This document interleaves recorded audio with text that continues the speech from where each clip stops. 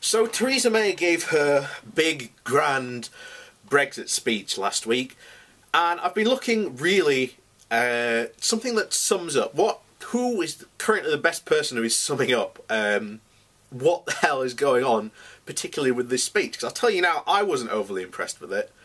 I thought that this idea that a lot of these key government figures are meant to be like reaching out and giving like an olive branch to like people who voted to remain. I again saw nothing of that in this speech, and I think a lot of people really highly agree with me. Now, I'm going to read to you the this is the Observer view on what essentially speech is, and again I think this sort of really sums it up quite neatly. So, be in no doubt, Theresa May's watershed Brexit speech on Friday was a sobering defeat for the UK. It was a defeat for the Leavers' vision of a sovereign country freed from constant imposition by European politicians, laws and regulations. It was a defeat for those who voted Remain and hoped against hope that Britain would at the last moment draw back from this gross act of national self-harm. May's speech was signalling a fundamental parting of ways, was a defeat for the business people, trade unionists and community leaders who rightly fear for the country's future prosperity, cohesion and jobs. It was a defeat for young people, British and European, who more so than older generations sorry, I've lost my place there now. Oh, damn phone. Will inhibit an ugly new worldview of hard borders, work permits, bureaucracy and pervasive state intrusion. Looked at in a wider context, May's speech marked a moment of British retreat from the shared ideas and principles of collaborative internationalism that have guided the Western democracies since 1945. At its present, a huge historical abdication of leadership that many in Europe and beyond will never either understand nor quickly forgive. This gaunt post-Brexit future towards which May is stubbornly leading us will make Britain a poorer, meaner, lonelier and shabbier place, hostile to immigrants yet badly in need of their skills, struggling to maintain its trade across the barriers we ourselves have erected and exploited by the world's big economies, whose governments and multinationals imposing unique unilateral trade treaties will take what they want and leave the rest. May's speech was welcomed by hard Tory Brexiteers who imagine that quitting the EU single market and customs union, whatever the consequences, is a sufficient victory for their blinkered jingoistic cause. It was seen by the Tory Remainers as a recognition of the need for compromise, and this blurry reconciliation of her party's schisming fractions, albeit probably temporary, was May's main achievement. It may have been a good deal for the Tories, but it is a bad deal for Britain. Bad because in overall terms, the proposed settlement is neither one thing nor the other. Britain will not have its cake and eat it. In Boris Johnson's preposterous parlance, it will simply have less cake. May rejected the single market largely because of its freedom of movement provisions, even though employers have been telling her for months that Britain relies on EU workers. The Prime Minister remains foolishly frit of the Daily Mail spectres of invading foreign hordes. Yet, even as she rejected it, May recognised the benefits of the single market, sought continued frictionless access to it, and lamely admitted that we will all be able to be poorer for being outside of it. What kind of leadership is this? Such self-contradictory thinking would give the Descartes a headache. The same applies to her through the looking glass customs partnership. she said that it would mirror the EU requirements. If she means the future customs arrangement will be reversed back to front from inside and out, she may well be right. What a nightmare! A red tape is now the prospect for those who were promised a liberating bonfire on the cliffs of Dover, and we will be instead creating a giant lorry park.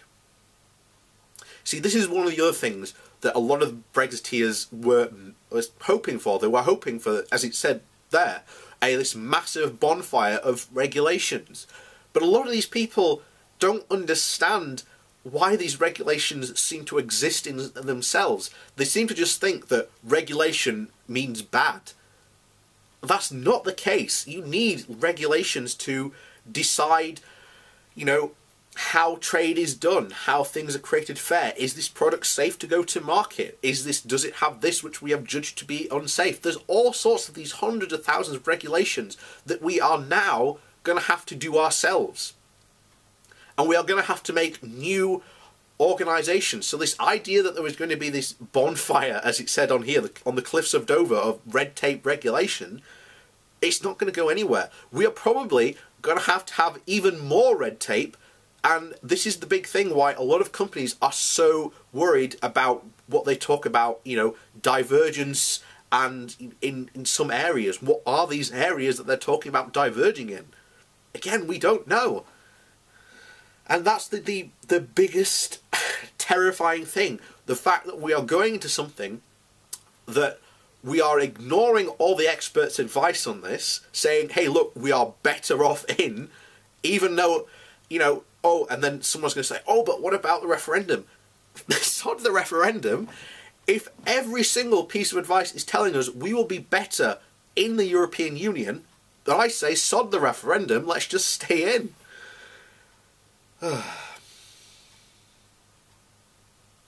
So, anyway, you continue.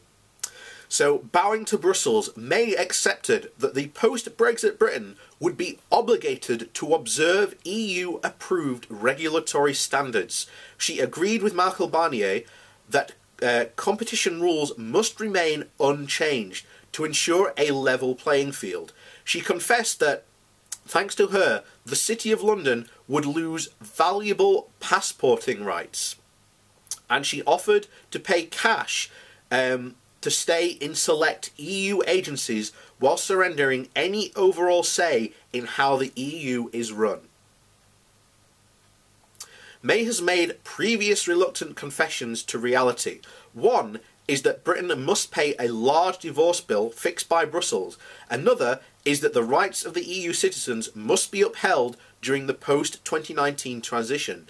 On Friday, her unsustainable position was further exposed to the hard light of day after all the noisome backbenching, huffing and puffing about sovereignty and the decats of foreign judges. May agreed that the European Court of Justice will continue to have a significant role. Even this Prime Minister's special talent for delusional politics cannot conceal the fact that she has still no real clue how to avoid a hard border with the Republic of Ireland. A few cameras and a trusted trader scheme will simply not hack it when the other 27 EU members come to consider their security, migration and trade rules. Nor is there much reason to believe that they will agree a bespoke, pick and mix, free trading agreement that has never been tried and undermines existing practice. Even if they are willing, there is not enough time left before the guillotine falls next March. When May said she wanted to be straight with people and that Britain needed to face the hard facts of Brexit, it seemed she was talking first and foremost to herself. For her, finally, it is wake-up time. This sudden dawn of pragmatic realisation is welcome, but at this point, a basic question becomes unavoidable. What on earth is she trying to achieve? Given the emerging shape of this unfavourable, damaging and overly complex EU-lite deal, is Brexit, as now envisaged, really worth the trouble? Better perhaps we admit we all made a mistake in 2016 and humbly ask for time to reconsider. And that basically sums up the speech in whole. You know, it really isn't worth the trouble anymore.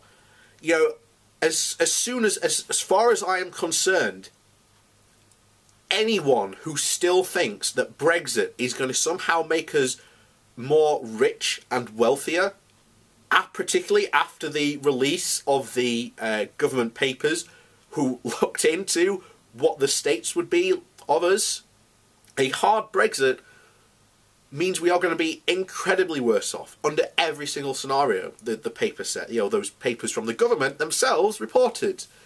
This is just not worth it anymore. How can you still say that we are somehow going to be better? And here's the good thing about this.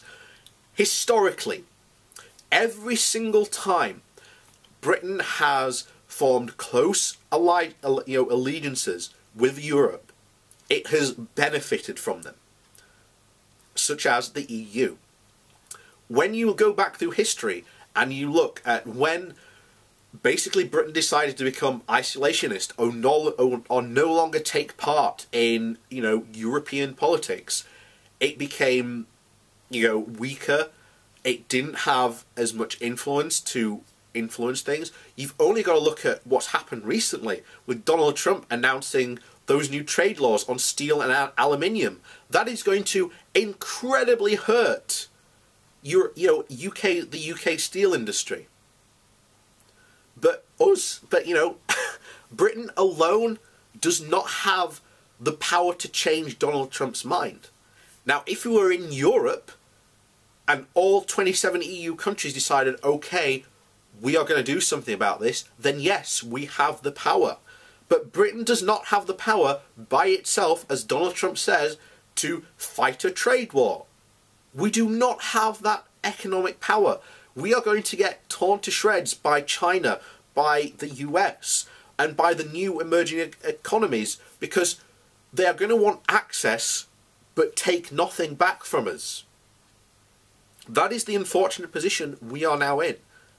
And a lot of people can't come to terms with this grasp. They seem to think that we are somehow the British Empire again, that we can somehow engage in gunboat diplomacy, that we can just sail up to a country with a load of, you know, warships and just say, open your ports to us or else.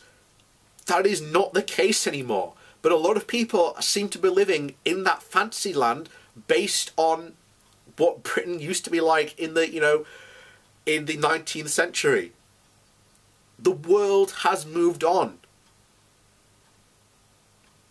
And unfortunately, a lot of people's thinking in the UK has not moved on from it. Has not moved on as well. And that is a sad reality. Britain, I'm going to keep on saying it, we will be poorer, we will be weaker, and we will not have as much influence as we once did. And that's the basic general facts.